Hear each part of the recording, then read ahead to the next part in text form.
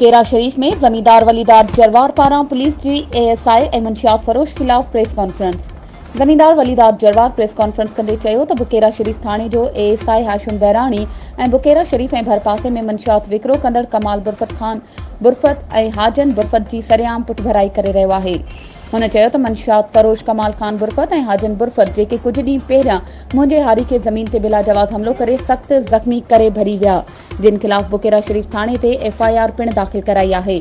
बुकेरा शरीफ थाणे जो एएसआई हाशिम बहराणी जवाबदारनि जी धुर बणियल आहे, जेको जवाबदारनि जी ज़मानत कराइण में शामिल आहे। जवाबदारनि कमाल बुरफत ऐं हाजन बुरफत ते बुकेरा शरीफ थाणे में 3 खां वधीक एफआईआर दाख़िल थियल आहिनि। एसएसपी टंडो अलहयार डीआईजी हैदराबाद ऐं आईजी सिंध खां मुतालबो थो करियां त पुलिस जो एएसआई खिलाफ सख़्त कानूनी कार्रवाई कई वञे ऐं जवाबदारनि जूं ज़मानतूं रद्द करे जेल मोकिलियो वञे।